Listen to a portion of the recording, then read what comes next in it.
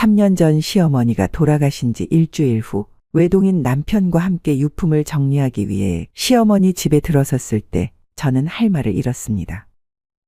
그동안은 몰랐는데 정리하려고 보니 그 안에 담긴 물건들은 우리 집에 몇 배나 되었기 때문이죠. 신발장을 열자마자 넘쳐나는 구두들, 베란다 한쪽을 가득 채운 박스들, 장롱마다 천장까지 쌓여있는 옷가지들, 부엌 찬장 속 안 쓰는 그릇들까지. 어머니가 이렇게 많은 물건을 가지고 계셨다니. 심지어 이곳은 엘리베이터도 없는 오래된 아파트 단지의 4층이었습니다. 모든 것을 옮기기 위해서는 계단을 수 없이 오르내려야 한다는 생각에 숨이 막혔습니다. 처음에는 이걸 왜 이렇게 많이 모아두셨을까 하는 원망스러운 마음도 들었죠. 이건 내가 학교 다닐 때 쓰던 책상이야. 눈치 없는 남편이 오래된 책상을 쓰다듬으며 말했습니다. 남편은 이건 어머니가 아끼시던 거야. 이건 내가 중학교 때 어머니가 사주신 거야. 라며 계속 추억 이야기를 꺼냈죠. 우리가 다 보관할 수는 없어요. 우리 집에 놓을 공간도 없고. 제가 조심스럽게 말하니 남편의 눈에는 슬픔이 깃들었습니다. 결국 저희 부부는 물건 하나를 버릴 때마다 갈등을 겪었습니다. 결국 친동생은 유품 정리 전문 회사를 추천해 줬습니다. 요즘에는 그런 회사가 있다네. 전문가들이 와서 다 정리해준대. 하지만 300만 원이라는 견적을 듣고 직접 정리하기로 결정했죠. 그렇게 시작된 유품 정리는 생각보다 훨씬 오래 걸렸습니다. 주말에만 이곳에 와서 정리하다 보니 반년이 넘게 걸렸죠. 결국 어찌저찌 정리를 다 마쳤습니다. 그렇게 며칠간은 아파서 누워있을 정도로 지쳤죠. 몸도 마음도 녹초가 되었습니다. 세월이 흐르고 작년 봄 오랫동안 고질병으로 고생하시던 친정어머니마저 결국 우리 곁을 떠났습니다. 어머니는 평소에도 나가고 없을 때 니들 고생하지 않게 내가 미리 다 챙겨 놓을란다. 라고 자주 말씀하셨습니다. 그 말처럼 어머니는 자식들을 위해 모든 것을 정리하고 반지 하나만 남기고 가셨습니다. 10년 전 아버지가 돌아가신 후 혼자 사시면서 꼼꼼하게 집안을 정리해 두셨던 겁니다. 그러다 보니 정리할 게 거의 없었지만 오히려 추억할 만한 물건이 없다는 것이 아쉬웠습니다. 다행히 어머니가 쓰신 노트 한 권이 있었죠. 평소에 드시던 약 기록부터 장례식 지침까지 꼼꼼하게 적혀 있었습니다. 그 노트 덕분에 어머니의 마지막 바람을 알 수 있었고 장례도 수월하게 마칠 수 있었죠. 장례를 치르고 나서 오래전 어느 책에서 읽은 구절이 떠올랐습니다. 죽음이란 죽은 자의 몫이 아니라 살아있는 자의 몫이다. 그 말의 의미를 이제야 온전히 이해할 수 있었습니다. 두 분의 서로 다른 떠남을 경험하면서 많은 것을 깨달았습니다. 시어머니의 집을 정리하며 느꼈던 부담감과 친정어머니의 집에서 느꼈던 허전함 사이에서 제 삶의 흔적은 어떻게 남겨야 할지 고민하게 되었습니다. 이제 저는 지금까지 살아온 날이 앞으로 살아갈 날보다 많은 인생의 후반부에 접어든 세대입니다. 게다가 태어난 순서대로 가는 세상도 아니기에 어느 정도 자신의 주변을 둘러보고 정리할 필요가 있겠다고 느꼈습니다. 꼭 필요하고 의미 있는 것들은 남기되 나머지는 미리미리 정리하고 무엇보다 제 마음의 바람과 소망을 기록으로 남겨야겠다고 생각했습니다. 어제는 작은 노트를 하나 샀습니다. 첫 페이지에 이렇게 적었죠. 내 가족들에게 이것은 부담이 아닌 마지막 선물이야. 라고 말입니다. 우리의 삶에는 예고 없이 찾아오는 일들이 많습니다.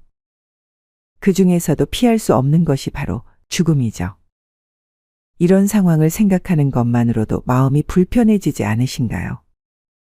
특히 내가 갑자기 세상을 떠났을 때 남겨진 가족들이 어떻게 해야 할지 몰라 혼란스러워하는 모습을 상상해보면 더욱 그렇습니다. 사랑하는 가족과 지인들이 나의 갑작스러운 부재로 인해 혼란과 고통 속에서 힘들어하는 모습을 생각한다면 마음 편히 떠나는 것조차 어려울 것입니다. 그래서 오늘은 세상을 떠나기 전에 반드시 정리해야 할 것들에 대해 진솔하게 이야기 나눠보려고 합니다. 이 영상을 끝까지 시청하시면서 나는 어떤 준비를 해두면 좋을까라고 차분히 생각해 보는 시간을 가져보시길 바랍니다. 자, 그러면 본격적으로 이야기를 시작하기 전에 잠시 생각해 봅시다. 과거에는 단순히 눈에 보이는 물건이나 재산만 잘 정리하면 충분했지만 지금은 상황이 많이 달라졌습니다. 인터넷에 남아있는 수많은 정보와 계정들, 그리고 그곳에서 발생하는 수익까지 우리가 놓치고 있는 부분이 정말 많아졌죠. 또한 누군가가 고인의 남은 재산이나 인터넷 기록을 악용한다면 금전적 손실이나 명예훼손으로까지 이어질 수 있습니다. 이런 이유로 오늘 우리는 엔딩노트라는 개념을 소개해 드리려 합니다. 엔딩노트란 말 그대로 인생의 마지막을 준비하면서 정리해두는 종합 안내서 같은 것입니다. 어떤 물건이 어디에 있는지, 어떤 통장과 카드가 있으며 매달 어떤 비용이 지출되고 있는지, 내 계정이나 이메일은 어떻게 정리할지, 장례식은 어떤 방식으로 치르고 싶은지 등 다양한 정보가 여기에 담깁니다.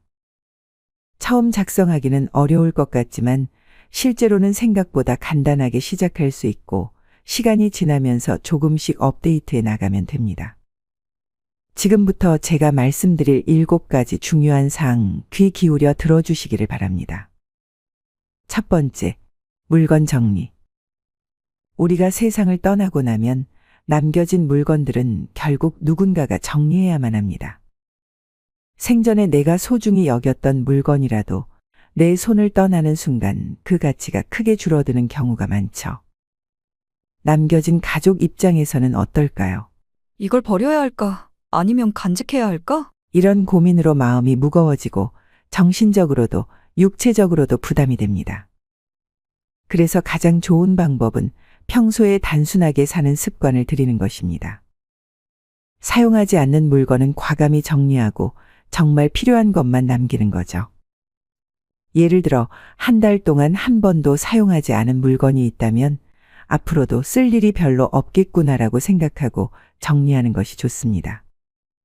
특히 주민등록증, 여권, 운전면허증, 인감도장, 인감증명서 같은 중요한 서류들은 반드시 한 곳에 모아두어 가족들이 쉽게 찾을 수 있게 해야 합니다. 중요 서류를 찾을 수 없어 막막한 상황이 발생하면 남은 가족들은 집안 구석구석을 뒤져야 하는 수고를 겪게 되죠. 또한 반려동물을 키우고 계신다면 더욱 신중한 계획이 필요합니다. 내가 갑자기 세상을 떠났을 때 그 아이를 돌봐줄 사람이 있을까요? 미리 맡길 분을 정해두고 충분히 상의해 두는 것이 중요합니다.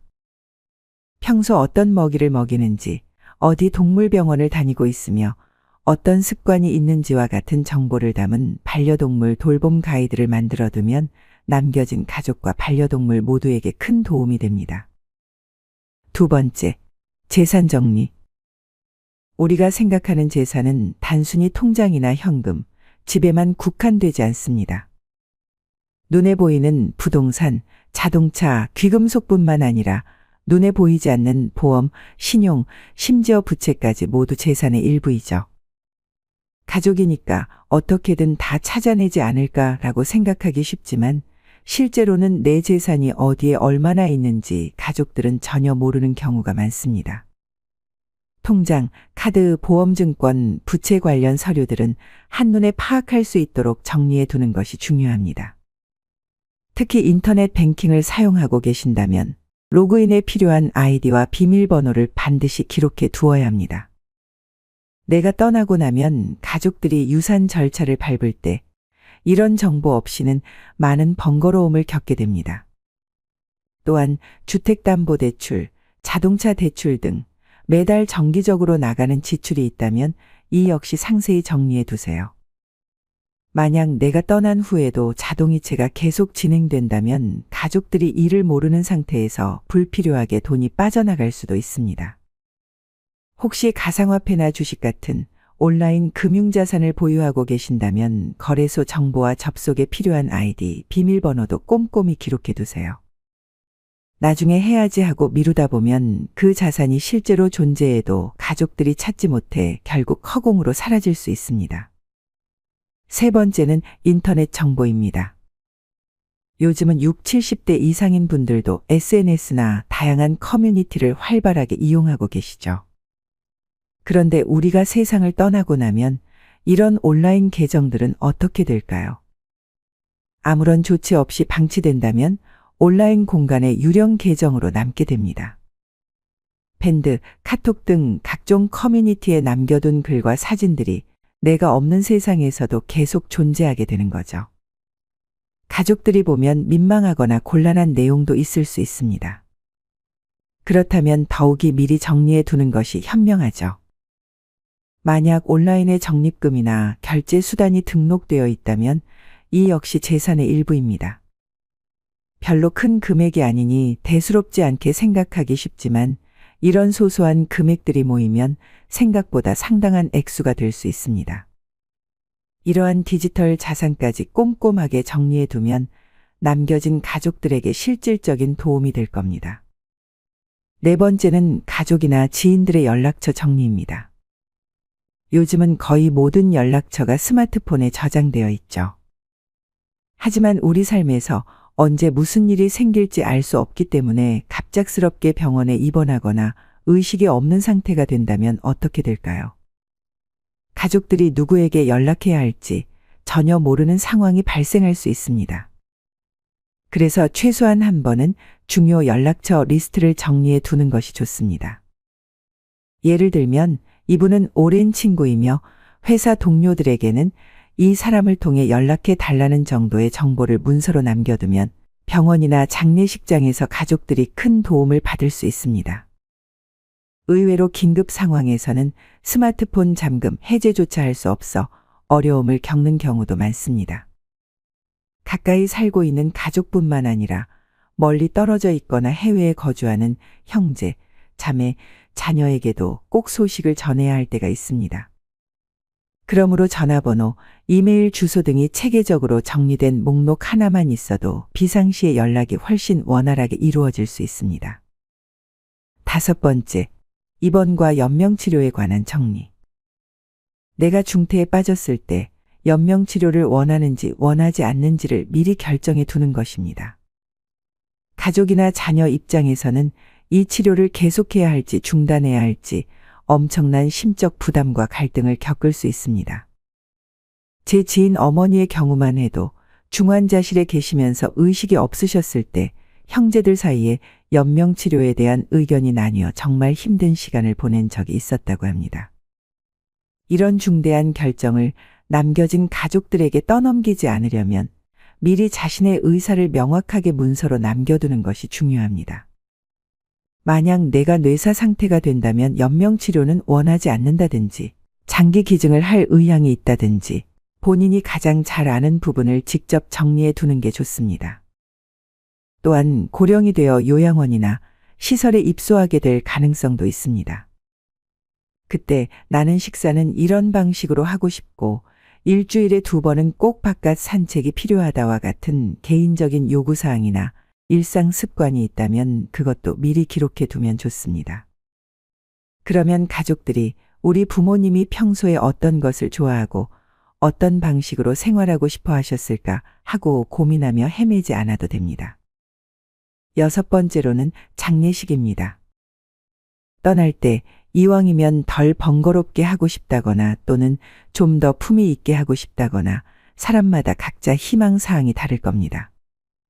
이런 내용을 가족들이 모르면 어떨까요? 결국 제3자의 선택대로 혹은 아무 정보도 없이 대충 진행될 수도 있습니다. 생각하는 게 있다면 그 의사를 써놓으세요. 묘지나 봉안당, 수목장 등에 드는 비용도 확인해보고 미리 대비해두면 가족들이 부담을 덜 수 있겠죠. 실제로 어떤 분들은 미리 장지를 매입하거나 납골당까지 예약해 두시기도 합니다. 7번째, 사랑하는 사람들에게 남기는 편지. 마지막으로 가장 중요한 부분입니다. 내 인생에서 정말 소중했던 사람들에게 남기는 편지입니다. 평소에는 바쁘다는 핑계로 또는 쑥스러워서 표현하지 못했던 마음이 분명히 있을 겁니다.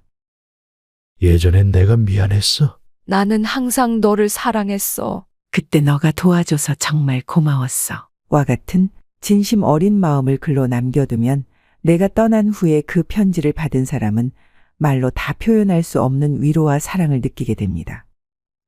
또한 평생 용서하지 못했던 일들을 풀어내는 것도 좋은 방법입니다.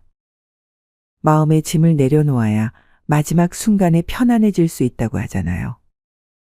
자녀나 손주들에게 따뜻한 조언을 남기는 것도 큰 위로가 될 것입니다. 이 모든 내용을 정리해 둔 기록을 엔딩 노트라고 부릅니다. 꼭 고급스러운 노트가 아니어도 괜찮습니다. 집에 있는 평범한 공책이나 컴퓨터 문서, 스마트폰 메모 어디에 남겨두어도 상관없습니다. 가장 중요한 것은 형식이 아니라 담겨 있는 내용이니까요. 여러분, 지금까지 함께 나눈 이야기를 생각해 보면 사실 우리가 정리해야 할 것들은 단순히 물건이나 재산에만 국한되지 않는다는 점을 느끼셨을 겁니다.